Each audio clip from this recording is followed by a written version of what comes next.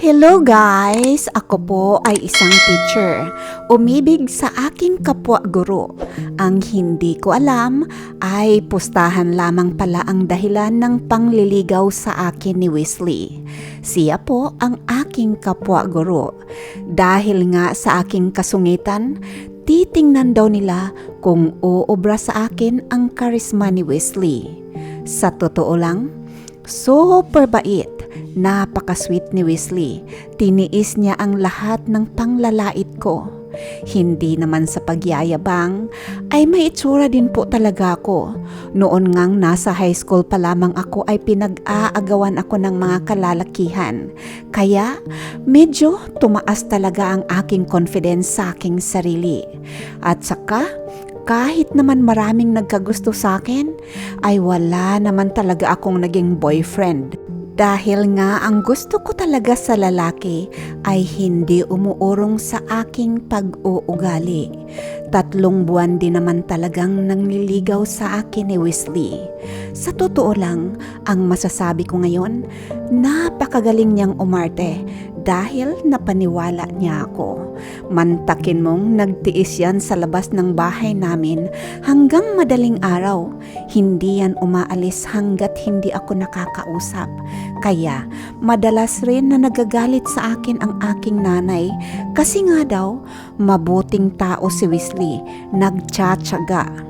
Sobrang nakuha niya talaga ang kalooban ng mahal kong ina.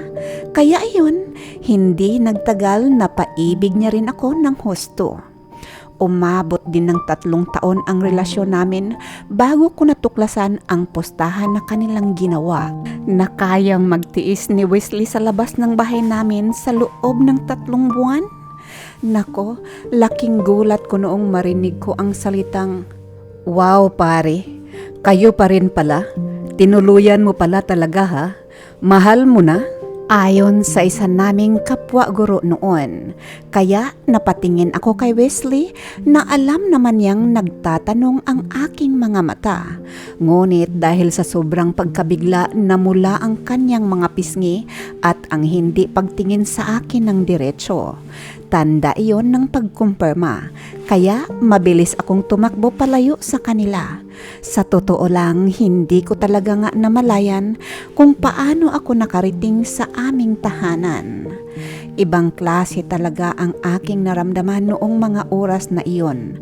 At ilang oras ang nakalipas, narinig ko ang pagmamakaawa ni Wesley sa aking nanay upang ako ay makausap. Grabe, iwan ko kung bakit pero biglang nawala ang pagmamahal ko kay Wesley. Hinarap ko siya ng blanko ang aking pakiramdam. Nagpaliwanag siya ngunit hindi ko na siya pinakinggan pa.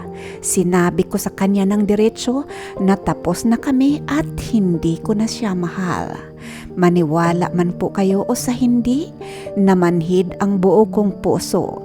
Ang alam ko lang, wala na ang pagmamahal ko sa taong kauna-unahan kong minahal. At pakiwari ko nga, hindi rin ako galit sa kanya noong sandaling iyon. Natawa pa nga ako noong malaman kong 1,000 ang kanyang natanggap noong napasagot niya ako. Ngunit pagkatapos ng ilang buwan, doon ko naramdaman ang galit sa mga lalaki. Ewan ko ba kung bakit nagpupuyo sa galit ang aking puso sa tuwing nakakarinig ako ng mga palipad hangin ng mga lalaking nais pumorma sa akin. Kapag nakatanggap naman ako ng mga bulaklak ay tinatapon ko kaagad. Kapag love letters naman ang aking natatanggap, sinusunog ko kaagad. At kapag text naman ang aking natatanggap, dahil nga nais nila akong makadate, nako, binablock ko kaagad sila. Sa ngayon ay 56 years old na ako at nagtuturo pa rin ako sa eskwelahan kung saan ko nakilala si Wesley. Ay nako, natatawa na lamang ako sa aking pinagdaanan noon. Hindi na po ako nakapag-asawa ngunit masaya naman po ako sa aking pag-iisa. Sana po ay may nakuha kayong aral sa aking kwento o kaya nagbigay naman ng inspirasyon. Maraming salamat po sa pagbasa at ito po ang kwento ng aking buhay pag-ibig. Ayan, ako po ay nagpapasalamat ng taos-puso sa ating letter sender. Ayan, hindi ko binanggit ang iyong pangalan ha, pero pumayag ka na banggitin ko si Wesley. Ayan, kung bakit po talaga na ito natawag ang aking pansin dahil sounds familiar. Alam nyo, napagpustahan din po ang inyong lingkod, hindi man kagandahan, pero napagpustahan po. At ang pinakamasakit noong panahong iyon, ang nakapustahan niya ay aking pinakamalapit na pinsan. Oo, ay naku, hindi ko matandaan kung ilang buwan na hindi kami nag-usap, pero dahil nga nagmamahalan talaga kaming dalawa, ayan, magka-close pa rin kami ngayon. Hindi ko lang alam. Basta sa akin, close pa rin kami. At sigurado ako, mapapanood ito ng kapustahan ng aking pinsan dahil magkaibigan pa rin kami. At sa palagay ko, sumusuporta siya sa akin kasi magkaibigan na rin naman kami. Ayan.